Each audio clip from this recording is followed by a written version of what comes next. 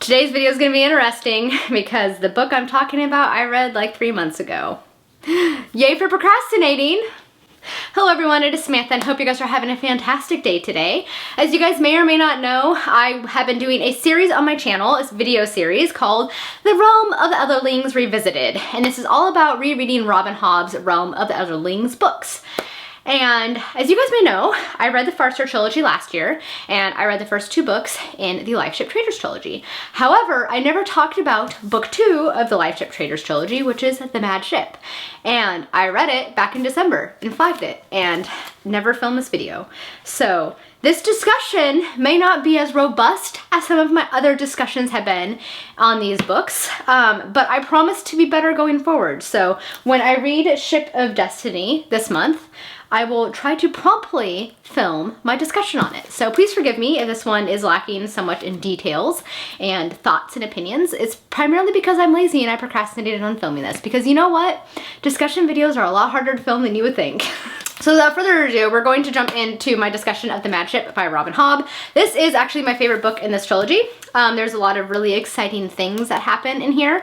Things really start taking off. Althea really starts to come into her own, and we start to discover more about Malta's character. Malta really starts to come into her own. This is the book where I actually started to really kind of like Malta as a character. I went from hating her in the Ship of Magic, and then in Mad Ship, I actually started to really enjoy her character, which is some pretty great writing on Robin Hobb's part. So there's a lot going on.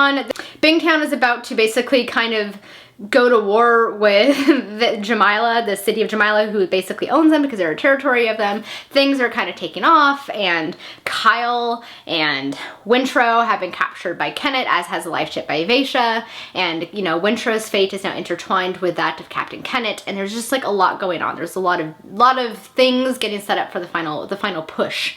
And then one of the more exciting things that occurs in this book, and hence the title The Mad Ship, is that Amber, Althea, and Brashen end up taking ownership of Paragon and fitting him out for sale to go and rescue the Lifeship by Avacia. So the Mad Ship, in this case Paragon, is getting a second chance at life, if you will, and is going to assist them in helping to rescue Vivacia.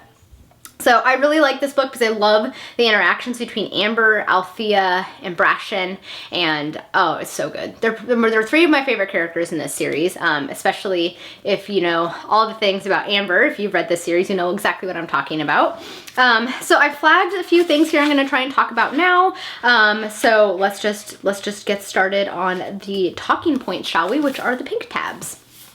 One of the things I think I like about this series the most, by Robin Hobb in particular, is that she really delves into societal issues that we find in our own world today. A lot of things about sexism, male chauvinistic behavior, slavery, dichotomy between the rich and the poor. So there's like a lot to really dive into in this series. This book in particular really kind of delves into sexism and the role of woman, and women kind of trying to break out of the roles they've been placed into by men. And I found that really interesting. Althea, of course, is one of these characters that really does not at all want to be held back by people's ideas of how women should act. She wants to be her own woman. She wants to go out and save her ship. She wants to sail. She knows she can do all of these things.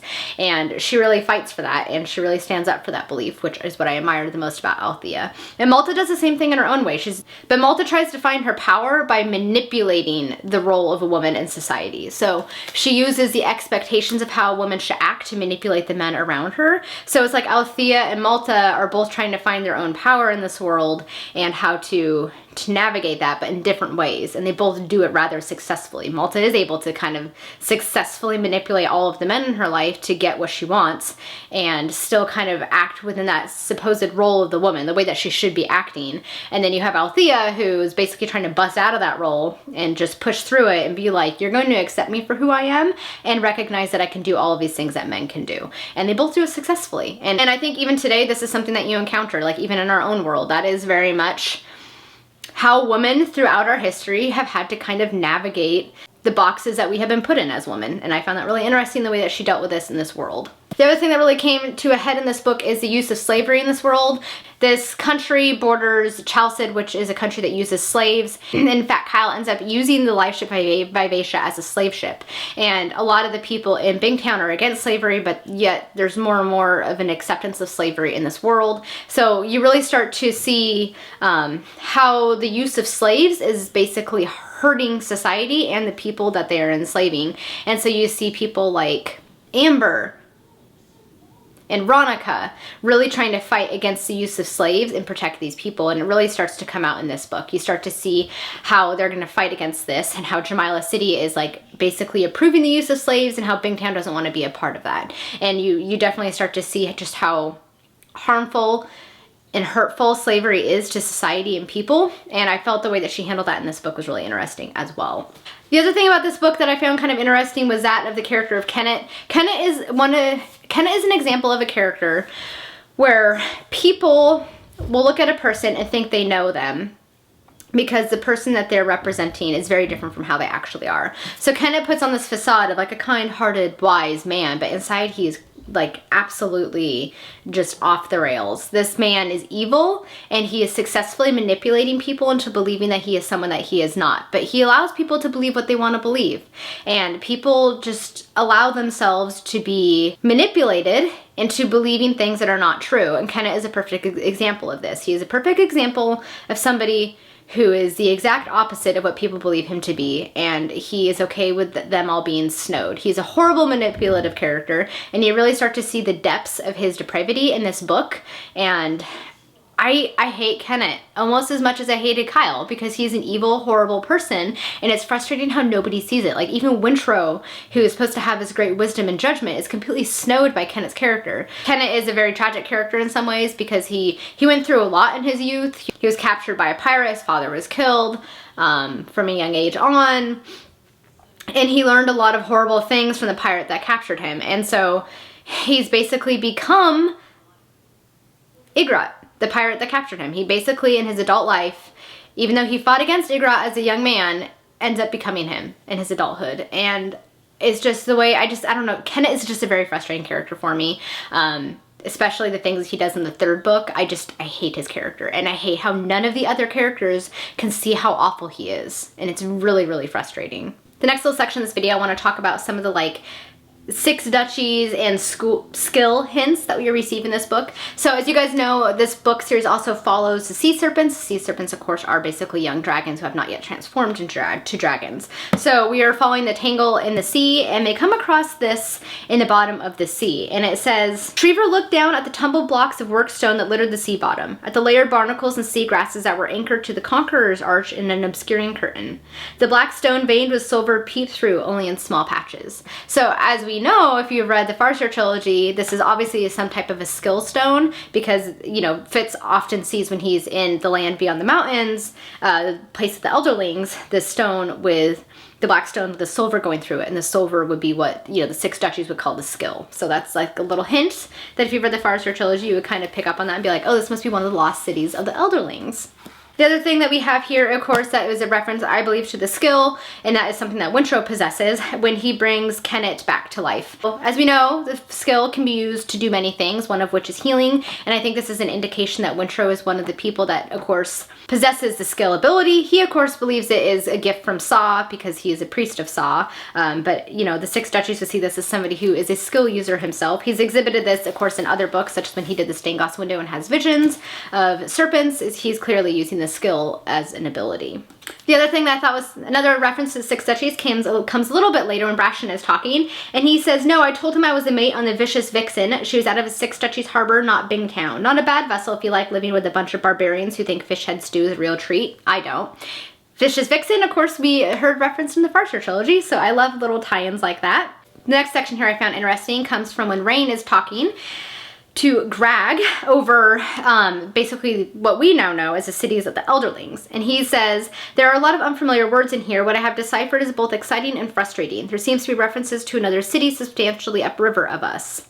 If I'm interpreting it correctly, it would be way to the back of beyond, almost to what some call the Mountain Kingdom. If such a city existed and we could locate it, well, it might represent the greatest find since Treehog was founded here. And of course we know that that is the city that Fitz himself visits in Assassin's Quest. Okay, so that's it for like my discussion of the book. Now I'm kind of going to get into some spoilers. So if you don't want to be spoiled, you can go ahead and stop watching this video because this will contain spoilers not only for the rest of the series, but also for the rest of the books, like the future books. So if you haven't read all of the books, or if you don't mind being spoiled, or if you do mind being spoiled, then don't continue watching. If you don't care about being spoiled for future books, then continue watching. So as you guys may know, if you've read the series or have watched my other videos and you don't mind being spoiled, then you will know that Amber is in fact the Fool. It is my favorite tie-in from Robin Hobb's books. It is the reason why I always tell people to read them in order, because when you find out that Amber is the Fool, it is so exciting. So I try to like highlight all of the little hints in this book where you really note that, oh, hey, I think Amber is the Fool. So the first one is here, where she is talking to the character of Althea. She's dreaming and they wake her up and they're like, seemed like you were having a nightmare. And she says, yes, they are extremely unpleasant, but sometimes when such a dream comes repeatedly, it is because I am meant to experience it and heed it. After a time, such dreams can come to make sense sometimes. And this, of course, is like the first hint that it's a Fool, because the Fool has visions, and obviously that is exactly what has been happening. And this one right here, which is a very Fool-like passage, if you read it, and you can just see the Fool saying this to Fitz, is when Amber finds out that the Chalcedons have attacked a galley in the inside passage, which is supposed to be free of like pirates and Chalcedons. And she says, in the inside passage water, she exhaled in a rush. She stared past Althea as if looking into a different time and place. Her voice went strange. Fate rushes down upon us. The time drags and the days plod past, lulling us into thinking that the doom we fear will always so delay. Then abruptly the dark days we have all predicted are upon us, and the time when we could have turned dire fate aside has passed. How old must I be before I learn? There is no time. There is never any time. Tomorrow may never come, but today's are linked inexorably in a chain, and now is always the only time we have to divert disaster. This is a very Fool-like passage. It's usually when he's getting some kind of insight into like the changing fate of the world. Usually he says those types of passages to Fitz, but when you read it, like this was a book where I kind of like started to figure out who Amber was, and I'm like, oh, okay. The next one is a section where Amber and Althea are talking about Brashen, and Amber says, to love another person like that, you have to admit that his life is as important as yours. Harder still, you have to admit to yourself that perhaps he has needs that you cannot fill, and that you have tasks that will take you far away from him. It costs loneliness and longing and doubt. And it's, when you know that Amber is the Fool, you know she's talking about Fitz, and it's just, it's very heart-wrenching because you know that she didn't want to leave him, and you know in the future books when they meet up again, just the depth, especially in the next trilogy, just the depth of the Fool's love for Fitz. And when I read that passage and I'm like, oh my gosh, she's talking about Fitz, like I am verklempt. Another little section here is kind of a hint of the Fool, comes later on when Amber is with Keffria, and it says, Amber sketched a small bow and began. She put Keffria in mind of an actor on the stage. As you guys know, it's very Fool-like because the Fool is, if nothing, an actor. The next section here, which is very telling, is when Paragon is kind of reflecting upon Amber, and he says that she had been so still and silent he had almost forgotten her. Unlike all other people he had ever known, she sometimes became transparent to his senses. If you guys remember from the Sparser trilogy, Night Eyes and Fitz were often not aware of the Fool, like they couldn't sense him with the wit, and they often called him the scentless one, and I thought that was very interesting. That's another very, very big hint as to who Amber is. There's a couple of other moments, such as when the Fool, Amber, the Fool, touches Malta's neck, and Malta basically gets jarred and faints, and it's because she didn't have her gloves on, and her skilled fingers touch the back of Malta's neck, and Malta ends up seeing like this silvery mark on her neck that won't leave, and that's like the biggest hint that you have of who Amber is, because if you remember, the Fool had touched the skill on Verity, and it's permanently on her fingers. And one of the biggest hints comes at the end of the book where Amber is dealing with Lavoy when they're on Paragon, and Amber was unruffled and says, I think differently. She gave Lavoy a cool, mirthless smile. It's not the first time I've been called a fool, and likely not the last. So I just love how Robin Hobb weaves the Fool into the story, and it's very exciting, and I love the crossover, particularly in the future books. So that's kind of it for my spoilery section of this video. So that's pretty much all I have for the Mad Ship. I'm pretty sure I had more thoughts when I read the book back in December, but they have since left me because it's been a few months. So please forgive me for being so slow with getting to this video. But that is it for my discussion of the Mad Ship by Robin Hobb. If you guys have read this book, of course, I would love to know all of your thoughts and feelings, so be sure to leave them down below. Thank you guys so much for watching. I hope you all have a wonderful day. Until next time, happy reading. Bye!